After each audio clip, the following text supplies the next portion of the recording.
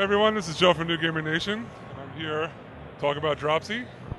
Yep. So, why don't you introduce yourself and give us a kind of a quick overview of the game and what it's all about. Okay. Yeah, I'm Jay. I'm the creator of Dropsy. Dropsy is a point-and-click adventure.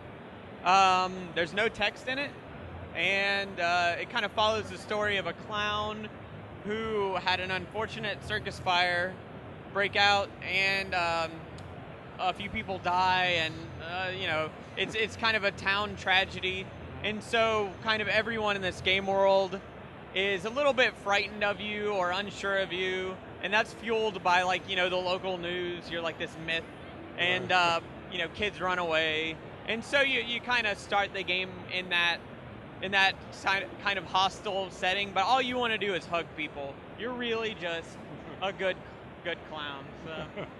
So, what was the motivation to create a point-and-click adventure? I mean, there's been a lot of comeback to these kinds of older genres of games, and they're kind of making a resurgence. So, was it this resurgence that kind of said, this might be a great idea for a game, or was this something you've had in mind all along, or what was kind of the force behind the game? Well, I really like adventure games' capacity for storytelling.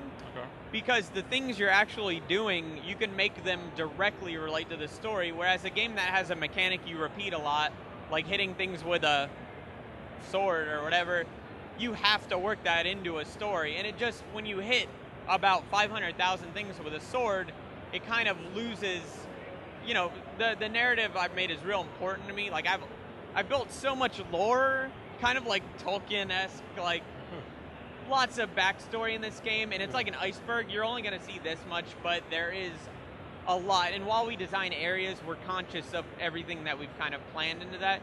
So I felt like adventure games were the best medium, I guess, to do that. And the other thing is that because there's no text in it, it'll be a little more universal. And so I felt adventure games would work best in that context as well, because you can just use very expressive animations and.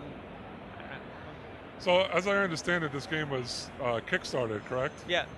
So, what made you decide that Kickstarting was the best way to do this? Because I know a lot of developers are kind of scared of Kickstarter because they're so responsible to the people that are going to be playing the game, and it could make or break you in a way.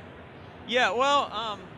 I guess I didn't feel like I had much of a choice. Like, okay. I don't have a professional background. I had click and play when I was 13, okay. And I was in that community, and I've been making games since then, but I was a telemarketer for the last 8 years, well, bouncing between that and support and other little jobs like that. Okay. And I never thought, first of all, pixel art or adventure games would ever come into a marketable state again.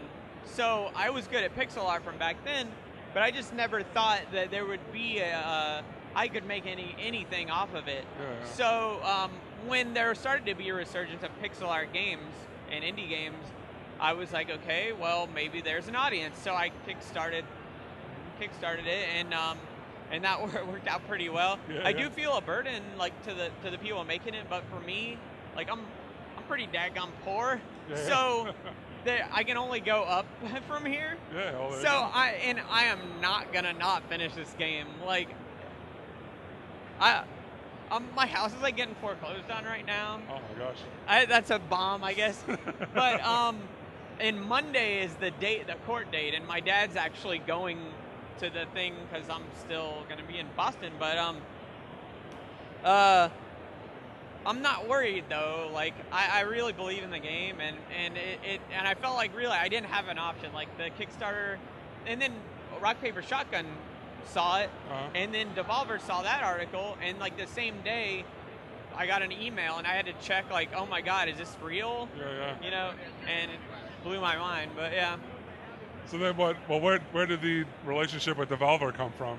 Is that because of the article? Yeah, they saw, I think, Rock Paper Shotgun. Don't quote me. It might have been no quotes. Someone else. Yeah, don't quote me. But I think they saw. I got a real small email, I think, from Nigel or someone, and they were like, "Hey, do you want to Skype? We like how your game looks." And I'm like, oh, "Yeah." Sure.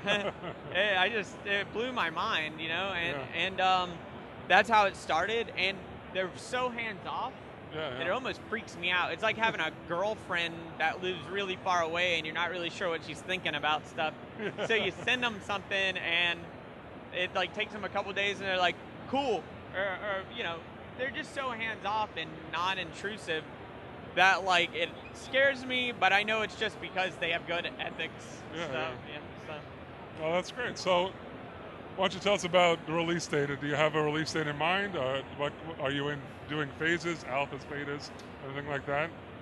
That's been a little messy because the nature of how our game is structured. Okay. It's a little weird to say alpha beta because there's not like a bunch of mechanics that you need to test and get into other than just like clicking on things. A lot of scripted sequences. But I would say June or July. Okay. And like I absolutely need to have it done by that time, so I'm gonna make sure it gets done by June or July in there. So. That's great. So, how can people find out more about the game if they're interested? Okay, well they can go to dropsytheclown.com. I just threw a temporary website up, so it looks like I made it in Notepad or something, and that has social media links. At Dropsy the Clown is Twitter. Okay. Yep. All right, great. Well, everybody, make sure you go out there, buy this game. It's really fun. If you like point and click adventures, it's great. Well, thanks for your time. I appreciate it. Thank you.